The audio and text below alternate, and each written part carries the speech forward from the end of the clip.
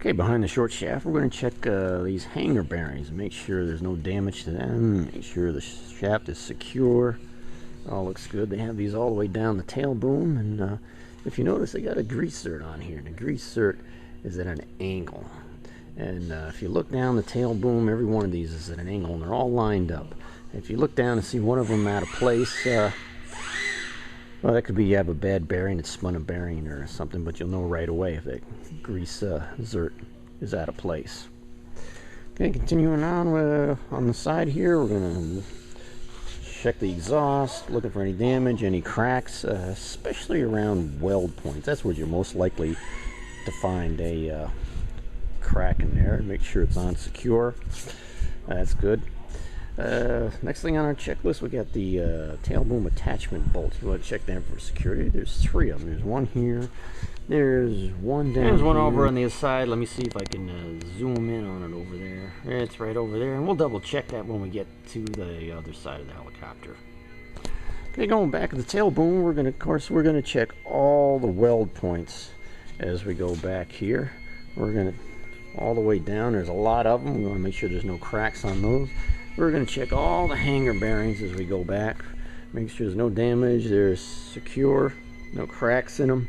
And we're also going to check the control cables, especially where they go through pulleys here and go through parts of the frame here where they can wear. They could be touching something.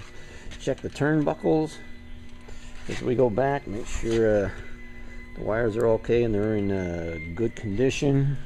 Again, all the welds, all the hanger bearings.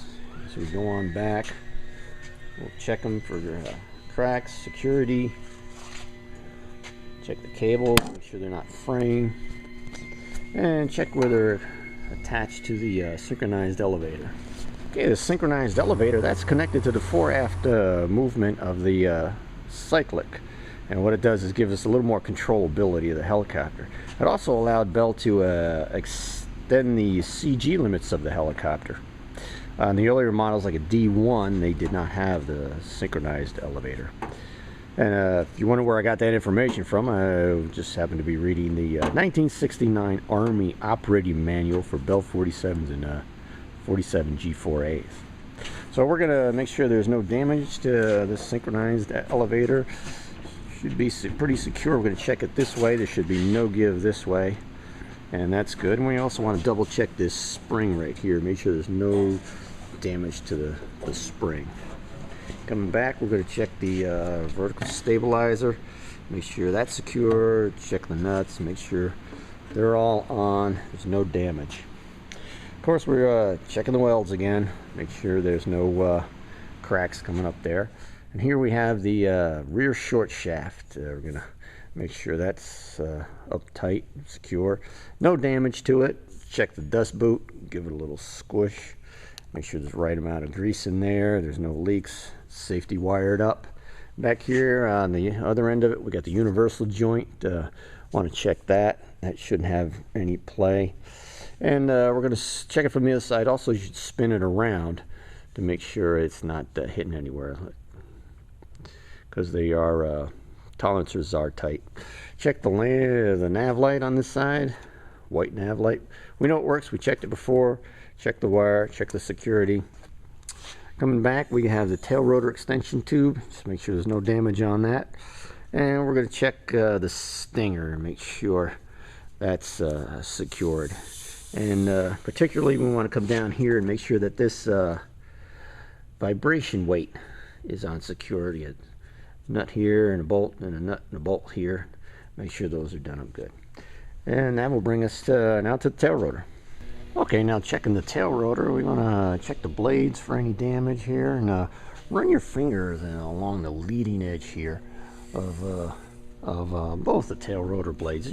What you're doing is you're feeling for any nicks or any bumps that are in there. Then we're going to check the back side of the blade too, right along for any cracks down in here. Okay, make sure there aren't any. Check both blades, check along both sides. If you do have the older style tail rotor blades on your helicopter, there is an AD for check for cracks, which just means we're going to check them anyway, but that just means you got to comply with that AD, make a note of it somewhere. that it has been complied with on the pre-flight. Okay, the spline that goes along here, we're going to check a little up and down, make sure there's no wiggle to that, and check it back and forth this way. You just give it a little push, make sure there's no play in that, going this way and vertically. Okay, we're going to check the pitch links on both sides, and we're going to wiggle them this way. Let me see if I can get that in focus a little better. How's that? That's a little better. There's a little play this way, which there should be. That's not a problem. We're going to check back and forth this way, and there shouldn't be any play. Now we'll check up and down this way. There might be just a little bit of play, and I think I can feel just a movement, and that's okay, just a tiny bit. Check the other one, and this one the same way. And a little wiggle that way. Nothing going back and forth this way, and checking it up and down this way. Okay, also checking the castle nuts and making sure all the nuts are secure, and the cotter pins are in place on both. Okay, it's quiet again. We're going to check the dust boot just like the other dust boots, make sure there's no leaks. No safety wires are in place there, which all look good, and there's no damage to the boot. Another thing we want to check here, these counterweights. Make sure they're bolted and they're secure. There's 4 of them, 2 on this side, 2 on this, 1 on down there, and another one up over here. We're checking them, make sure they're bolted in. These are for tail rotor creep. Keeps pedals from moving around once you get up into a hover. And we're going to check the tail rotor yoke, or sometimes called the delta hinge. Make sure there's no damage to that. We got a bolt going through. On the check there, it goes through at an angle. That allows, if you can see it, it's right here and it goes up through there. Allows the tail rotor blades to flap. That counteracts the dissymmetry of lift in the tail rotor, just like there's dissymmetry of lift in the main rotor.